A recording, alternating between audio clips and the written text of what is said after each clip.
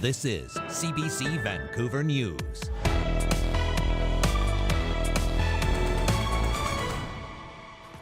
Hundreds worry a Victoria mortgage broker has lost their life savings. A lot of people are owed a lot of money. The lawsuits he's facing and what happens next. Plus, 4 years later, a guilty plea in the death of a 14-year-old at a Langley skate park. Mixed emotions, mixed thoughts about it. There is a part of me that wanted to see him properly convicted through a trial.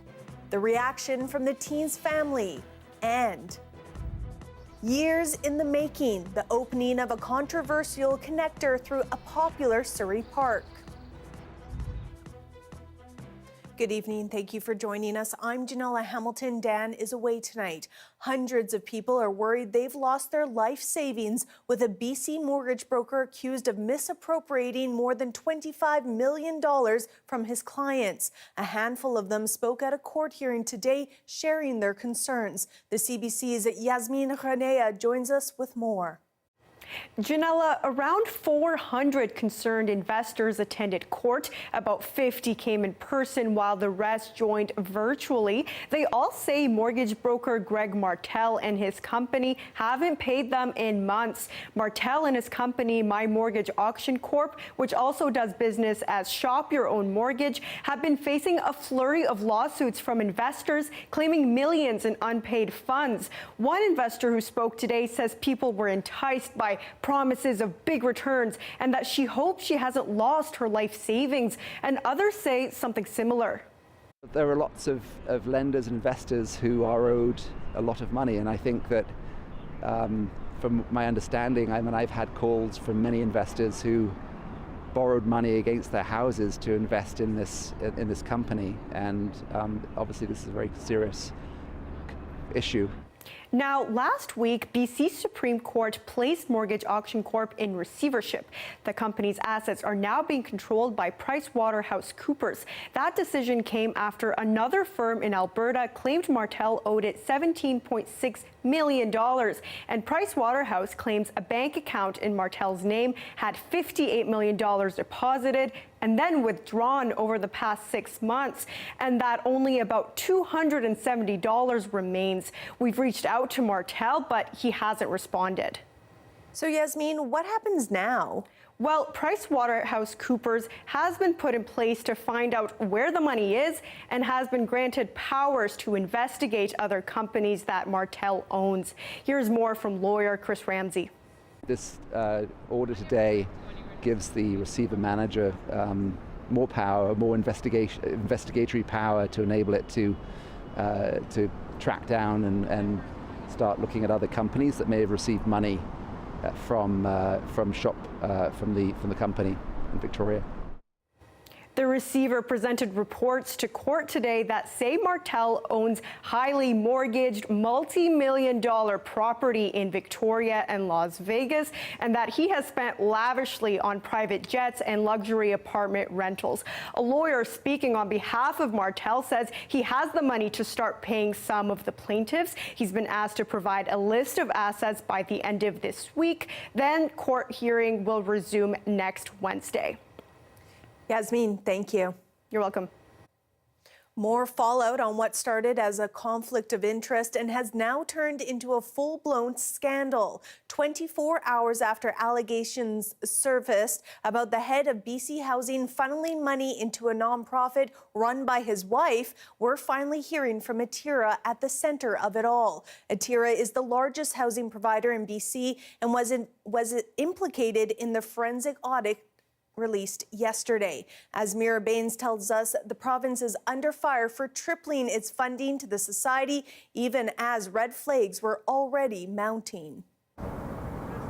BC Housing is starting its inspections of 50 buildings run by Atira Women's Resource Society. Atira provides housing for women and children fleeing violence. Do I feel safe here? 100%. Do I love it here? I love it here. Still, accusations of unsanitary conditions and crime have plagued some of its other facilities over the years. The province has asked for a change in leadership after a forensic audit found conflict of interest rules were broken by the then CEO of BC Housing, Shane Ramsey, dealing with the CEO of Atira, his spouse, Janice Abbott. The inspections will start immediately. The audit will start very soon once we have an auditor in place. The housing provider responded to the report with a statement from its board of directors. We are unsurprised by the key finding of the review that there was no evidence of financial improprieties within Atira's operations. Atira's board says it has no plans to change its leadership. Atira CEO Janice Abbott has not made herself available for interviews.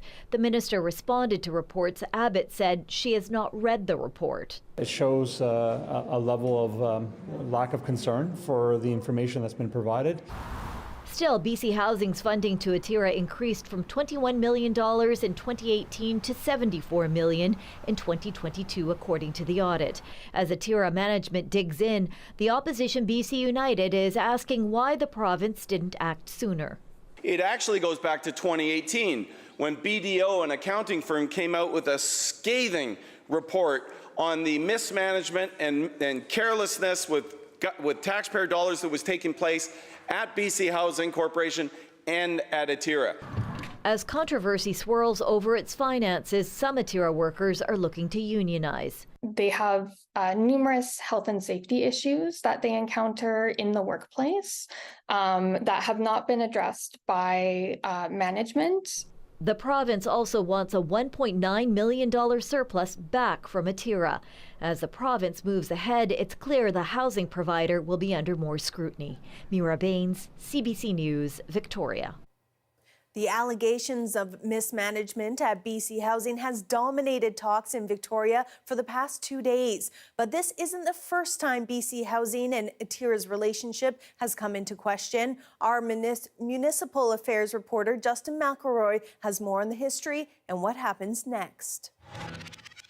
What is the most concerning aspect of BC Housing's relationship with Atira, the nonprofit they gave more money to than any other housing organization in the last 3 years, and where the CEOs were married to each other? Was it the deleted texts, the allegations employees were told to make it happen when it came to approving projects, the gaps in financial oversight? Or was it the fact that all of this was warned about more than a decade ago? Atira has received a lot of tax dollars from BC Housing, an estimated $20 million and counting since 2007. That was in 2012. CBC News did reports on Atira, on the relationship between BC Housing CEO Shane Ramsey and Atira CEO Janice Abbott, and the worries about the safety of their buildings. So what happened? The government of the day said, not to worry. I have no indication whatsoever at any time that that has not been handled properly. And what happened in the decade after? Here is a chart. That $20 million Atira had gotten by 2012, that number is now $300 million. But reporters kept asking questions, talking to people in Atira buildings, chief among them Jen St. Dennis of the Tyee. And she says the concerns never went away. People generally did not want to go on the record to talk about this, but my sense is that this was like sort of an open secret within the housing sector, that everybody kind of had this maybe suspicion or knowledge or some sort of inkling that, you know, there was this big conflict of interest risk. And ultimately, that's what investigators found, 25 times. So where will things go from here? There will likely be additional scrutiny put on BC Housing because it funds not just Atira, but organizations that operate across the province. And municipalities are watching carefully. And I think it calls into question the bigger issues around the public expectations around public accountability and transparency. And it's just possible BC Housing has been aware of this for a while, because last December, right in the middle of this investigation, they approved a new contract worth just under $400,000 to hire an outside communications firm for the year to help build trust with municipalities. Little wonder why these days a lot more trust seems needed. Justin McElroy, CBC News, Vancouver. Vancouver Police has released photos of a person suspected in a series of sex assaults in the city's downtown core, and they're asking for help finding him. The VPD says since April 27th, 4 women have reported being sexually assaulted at night in the area around BC Place and Rogers Arena. Police believe the same man is behind each assault. The suspect is described as a dark-skinned man in his 30s with glasses and a mustache. VPD says he is roughly 5'5". More testimony at the trial for the man accused of killing a 13-year-old girl in Burnaby's Central Park, with the doctor telling the court the victim likely died from a lack of oxygen to the brain. A neuropathologist took the witness stand, reviewing diagrams of the victim's brain. His assessment of the teen found shrunken neurons, suggesting a lack of oxygen and blood flow to the brain. The Crown says the girl was sexually assaulted and strangled to death, and the accused in the case, Ibrahim Ali's DNA, was found at the scene. Meanwhile, a 20-year-old man has pleaded guilty to manslaughter in the overdose death of a Langley teen. 14-year-old Carson Cremini was found unconscious at Walnut Grove Skate Park in 2017. His family alleged he was given drugs by older teenagers who mocked and filmed him as he died rather than help him. There is a part of me that wanted to see him properly convicted through a trial and have the judge declare him guilty, but part of me is, I guess, I don't know if relieved is the word, but content to know that it is a guilty verdict still. CBC is not naming the 20-year-old as he was a minor at the time of the incident. A controversial connector road through a popular Surrey park finally opened earlier tonight. The new 84 Avenue Road connects 128th Street to Fraser Highway. It's meant to bring a new major east-west route to the city. This hope is it will lower accidents and reduce congestion, but the project hasn't come without pushback, with environmental groups petitioning to block the work near Bear Creek Park. The petition was dismissed. Over to BC's interior now, where more evacuation orders have been issued for residents in Cache Creek.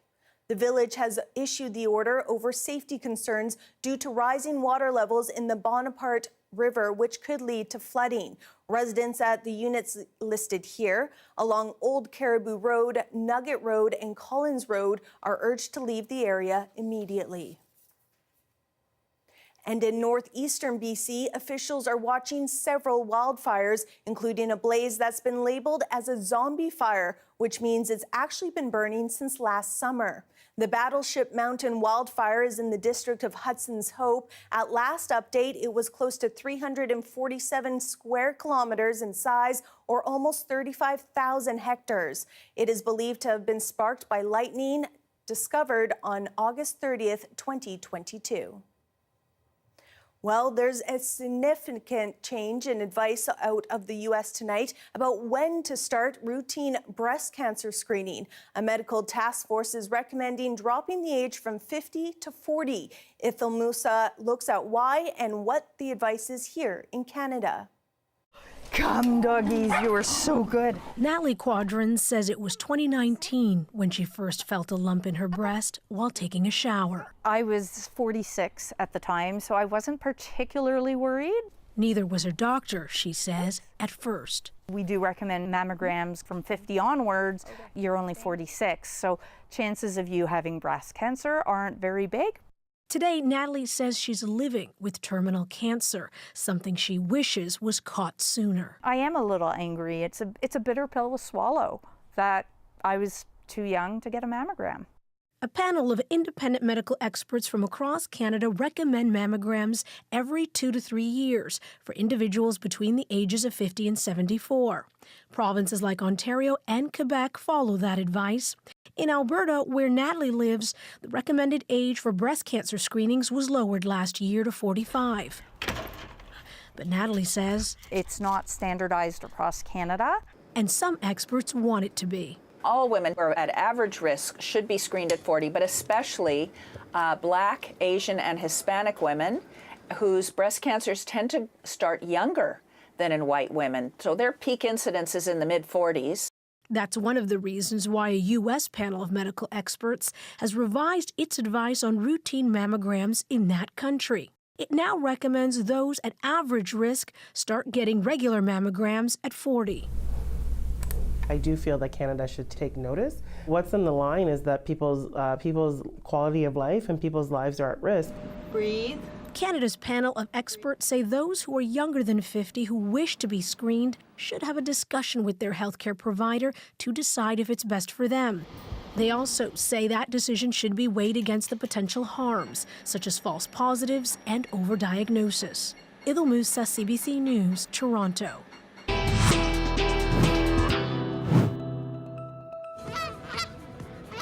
Love 'em or hate 'em, Canada geese seem to spark plenty of hot topic conversations, but one thing is for certain, there are too many. What Vancouver plans to do with the growing population coming up next.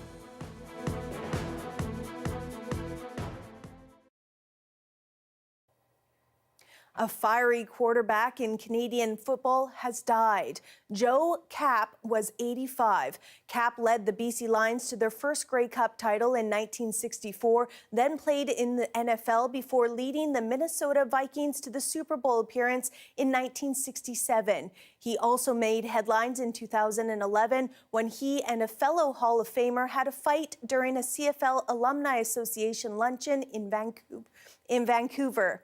Here's a look back at Kapp playing with the Lions. The second year of Ralph Henderson's term as president saw much change. But Fleming was his old self against Ottawa, nearly 50 yards in 5 seconds for a touchdown. In September, the Lions acquired the quarterback they had been looking for all these years, number 22, Joe Kapp. Here he throws complete to number 35, Beamer, who fights his way to the 10-yard line. Now Kapp passes to number 36, Don Visick, complete, a major score. But it had been another gloomy season. The scoreboard, 1 win, 13 losses, and 2 ties. Dave Scrine replaced Wayne Robinson as head coach, and Regina football executive Don McPherson chaired a football commission on what's wrong with the Lions. In 1962, his first year, President Clayton Slim Delbridge, former newspaper executive, built upon the strengths of what he'd inherited and learned from all that had gone before. Like this play, Fleming's uncanny catch and run, 55 yards and 6 points. But let's watch the way the staff and team cooperate in this positive manner. Head coach Dave Scrine and assistant Jim Champion spot a weakness in their opponent's defense. It's confirmed by spotter Frank Johnson on the east roof. Quarterback Joe Kapp receives instructions from Scrine and waits his chance. First and goal, number 22, Kapp rolls to his right, jumps, passes, complete to number 78, Pat Claridge, for the touchdown. And after 10 seasons, the Lions have fight as well as finesse. Watch number 24, Tommy Larscheid, as he bursts past would-be tacklers for a 25-yard gain that should have been stopped at the line of scrimmage.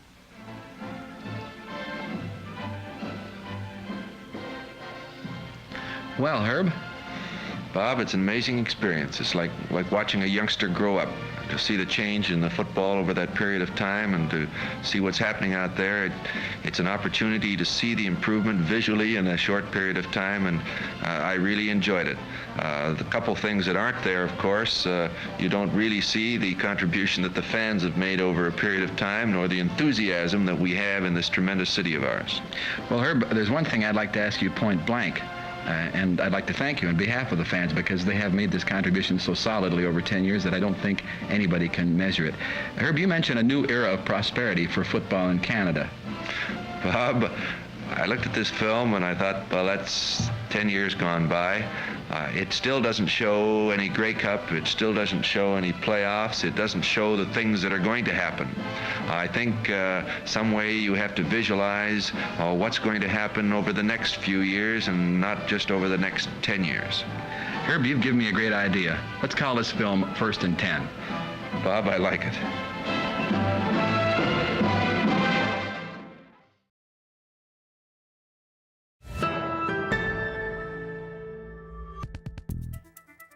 There's a push to do more to tackle a problem that's been plaguing BC cities for years. And now there's a new strategy from Vancouver's Park Board to stop the growth of the Canada goose population. As Sohrab Sandhu tells us, it includes the possibility of lethal action, a concerning idea for some. You can spot them just about anywhere in the city. from parks and beaches to rooftops and residential neighborhoods. Vancouver's Canada goose population has soared in recent years, with experts estimating it could hit 10,000 by 2030, but not everyone is celebrating. I think everybody in the city has had to experience conflicts with geese and would prefer to not. The city's park board plans to control the goose population with measures like monitoring, hazing, and addling, a process in which city staff swaps geese eggs with non-viable duplicates. If that fails, it might consider more lethal options like culling, an idea that has ruffled some feathers. I'm not averse to stopping the eggs from hatching, but I am totally against culling. I think that the geese are lovely, beautiful creatures that add a lot of life to the city and have personalities, and we should just cohabitate with them. Sometimes when you have seen so many in a city, it's kind of, they make a little bit mess, we can say. But around, as like in Stanley Park and any other parks. Where I live too. Yeah, it's nice to have them around. The board, however, says implementing a lethal move would only be a last resort measure and would require approval from federal and provincial regulators. And that process involves showing them an approved management plan, which is the appendix to tonight's report, and demonstrating that the current methods that we're using to mitigate impacts of geese are insufficient. One scientist says Vancouver is among many cities struggling with how to control its goose population, but that he's encouraged by current course of action. I would expect as a scientist that they're going to be monitoring the goose population moving forward to see if their management actions are having the desired outcome, but also making sure that people and the attitudes and reactions of the human population are taken into account as well. Park Board is hoping to stabilize the population growth in 5 to 10 years' time. The new plan is estimated to cost up to $375,000 per year. Saurabh Sandhu, CBC News, Vancouver. Here we have a beautiful live shot of Victoria Harbour. Amy Bell will have your full forecast coming up next.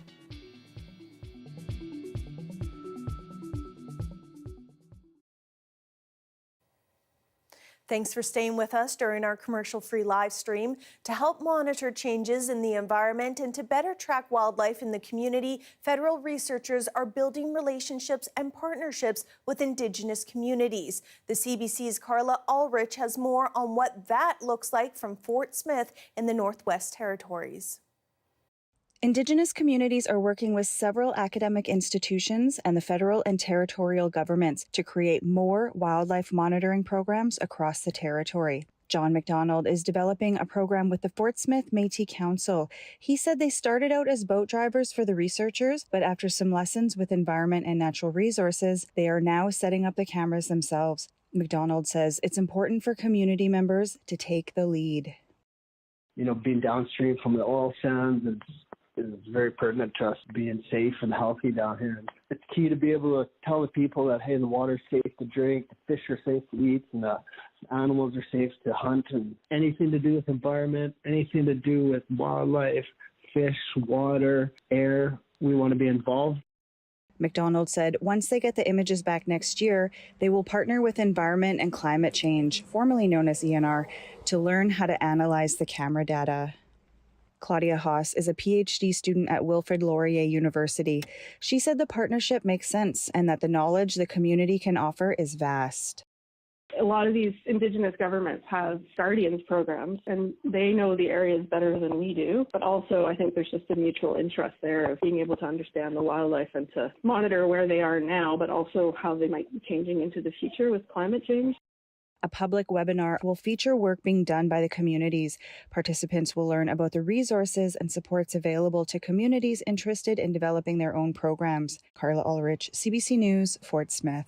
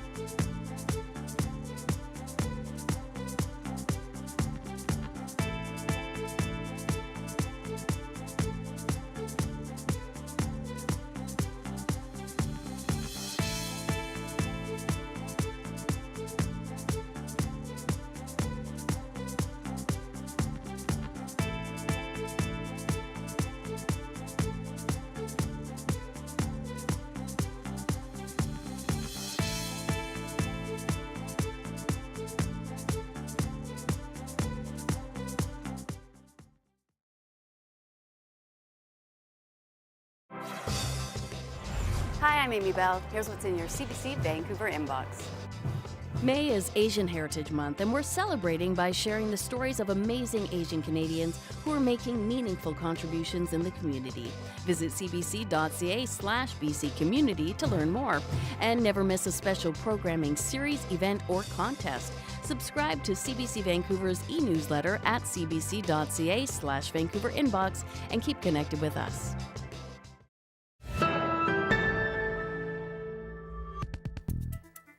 Some unsung heroes are getting long overdue recognition at a giant panda research center in northwest China.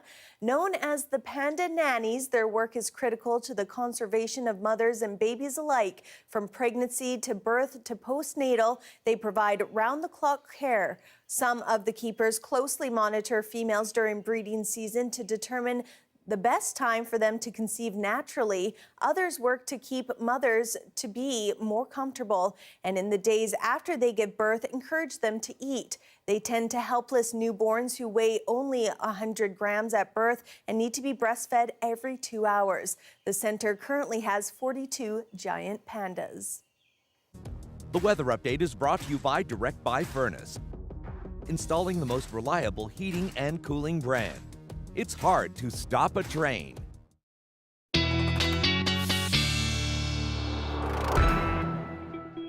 Well, Amy, it was a beautiful day yet again.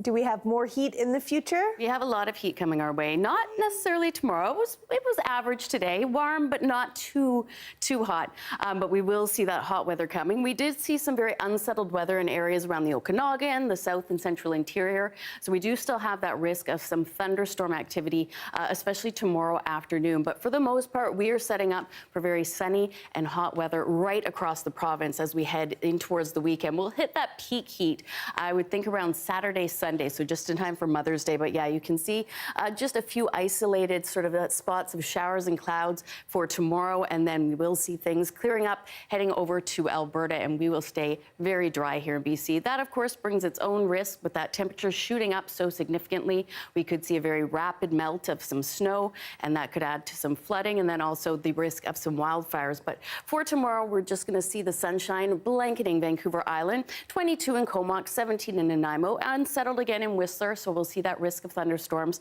in the afternoon and getting warmer as you head out into the Fraser Valley. But yeah, we'll see this just as you saw today, that unstable air coming through, and that brings that risk of thunder and lightning in the afternoons for areas around Prince George, where we have been dealing with fires, Williams Lake, down to Kelowna and into Cranbrook and Nelson. So certainly something to be concerned with. Tomorrow, 18 in Victoria, 15 in Port Hardy and Prince Rupert, staying dry once again, so that's a nice stretch for you.